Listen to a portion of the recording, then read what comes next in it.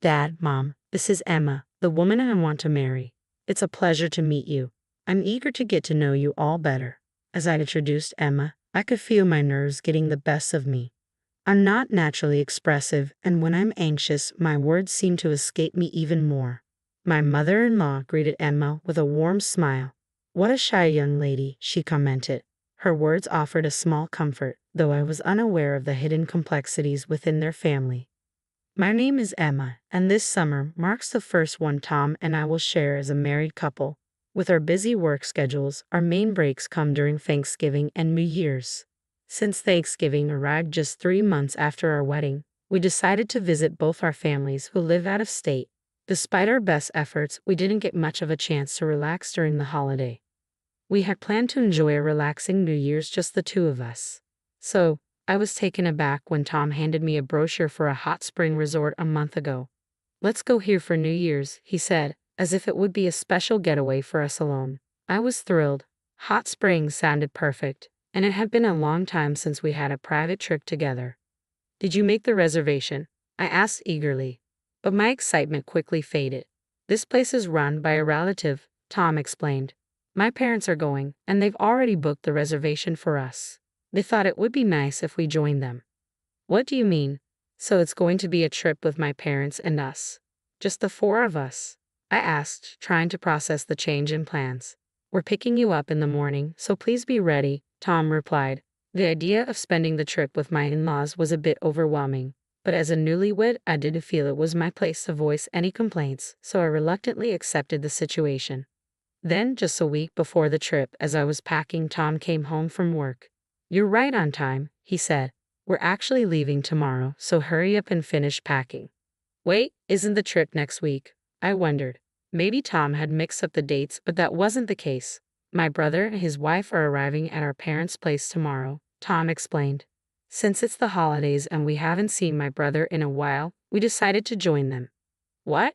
I was stunned by the sudden change of plans. I wanted to refuse staying at my in-laws' home, but my inability to say no left me with no choice but to go along with Tom. To be honest, my relationship with my in-laws had always been strained. During our engagement visit, my mother-in-law's comment about me being a reserved young lady masked a more negative sentiment. She had described me as gloomy to Tom in the kitchen, unaware that I could hear. When we visited for New Year's greetings, my father-in-law, Bill, was equally harsh. "As a daughter-in-law, you should come earlier and help out around the house," he scolded.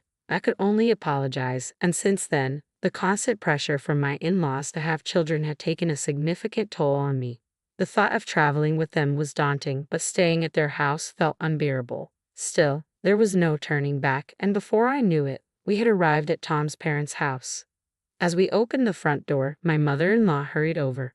"You're late, Emma. Come help out in the kitchen," she said, ushering me inside. The kitchen was overflowing with ingredients.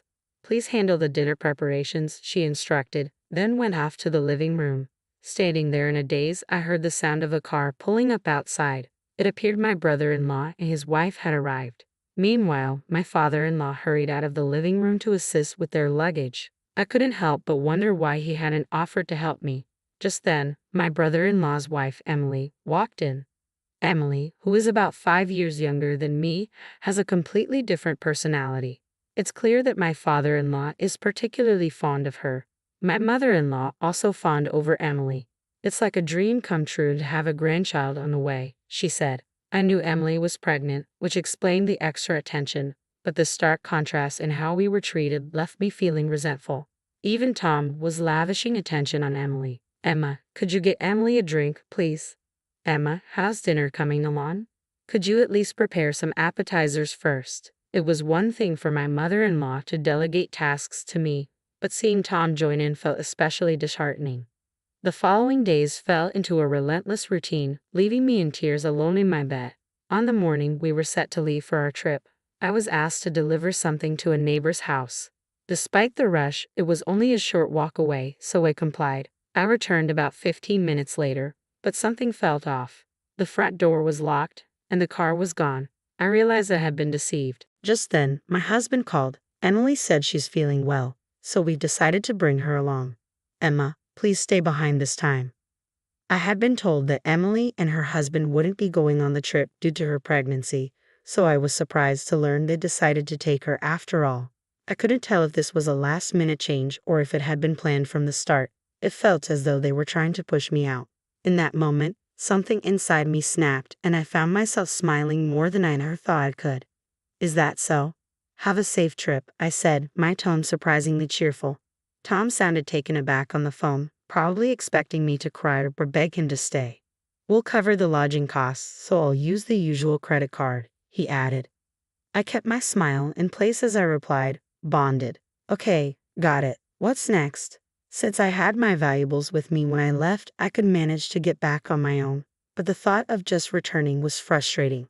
While I stood at the front door, trying to figure out my next move, I heard a voice call out from behind me. Aren't you the wife from this house? It was Lily from the neighborhood, known for her chatty nature. She had struck up a conversation with me on my first day here while I was working in the yard, and I had listened to her monologue for quite a while. At that moment, I felt a surge of emotion and tearfully explained to Lily how I'd been left behind for the trip and had been working non-stop since arriving. I never expected to be left behind for the trip, and I didn't think I'd end up working so much without any help, I said, trying to sound as genuine as possible. Lily listened with heartfelt concern. That sounds really tough. I can't understand what they find so off-putting about you. I poured out everything that had happened, feeling the weight of my emotions. I don't even have a car to get back home, I added, tears welling up in my eyes. Lily, seeing my distress, offered to let me stay with her if I needed a place. I hesitated for a moment but ultimately decided to accept her kind offer and went inside her house. Lily's husband and son greeted me with surprise as I arrived. Lily quickly filled them in on the situation. That's awful. Please make yourself at home and relax here, they offered warmly. Once I settled into the guest room, immediately dialed a number I had in mind, the credit card company. Although Tom had never had a credit card before our marriage, he began using my family card after we got married. I suspected he would use it to cover the trip expenses. Tom is all about appearances. I canceled the card and turned off my cell phone while I stayed at Lily's. They took excellent care of me, insisting that I relax and not lift a finger. I knew I would need to find a way to thank them properly in the future. Lily loves chatting with everyone in the neighborhood and often engages in lengthy conversations with anyone who visits her front door. My situation seemed to spread quickly around the area. I couldn't help but wonder why Tom found such a genuinely kind person like Lily to be so unappealing. During dinner that evening, Lily let out a sigh and began sharing details about Tom's past. You know, he's always had a bit of a wandering eye and has been involved in some questionable behavior. That's when I learned a startling truth about Tom's previous engagement. According to Lily, Tom had been on the verge of marrying someone else, but she had mysteriously vanished. Hearing about his poor history with women for the first time gave me an unsettling feeling. I resolved to gather as much information as I could while I was staying there. Although I initially considered waiting for Tom and his family to return, I couldn't tolerate the situation any longer and decided to take the bus back the next day. By then, I had become the neighborhood's sympathetic figure, thanks to my convincing story and Lily's local connections. After expressing my gratitude to Lily and her family, I set out to find a detective to investigate Tom. When I turned my cell phone back on at home, I found several voicemail messages. None of them were particularly concerning, but one stood out. The card isn't working. What's going on? Make sure the house is clean.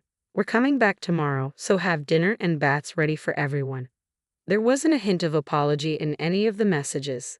The lack of remorse and the abusive tone only made me smile, as it solidified my decision to end things with him. Even the voicemails seemed to serve as evidence for a potential divorce case. The next day, when Tom returned home, his first words were an insult. What the hell have you been telling the neighbors about us? Don't mess around. I had no intention of engaging seriously with Tom, so I decided to act clueless. What are you talking about? People in the neighborhood have been telling me how pitiful the wife is and how awful the family is. I haven't said anything though. Feigning ignorance, I let Tom retreat to his room where he isolated himself. For the next few days, we didn't exchange a word. Then, out of the blue, I received a call from my mother-in-law. Emma, you need to come here and apologize. What are you talking about? I replied, genuinely puzzled. The whole neighborhood is talking about how we're mistreating you. For the first time during our conversation, I couldn't help but smile. Isn't that the truth? What did you say? I'm just speaking the truth. My mother-in-law paused, clearly taken aback. I seized the moment to add, by the way, is Bill working late again today? He said he was. Why do you ask? I just hope it's really overtime. It would be quite a mess if both father and son had wandering hearts. What are you implying? That's all I have to say. Goodbye.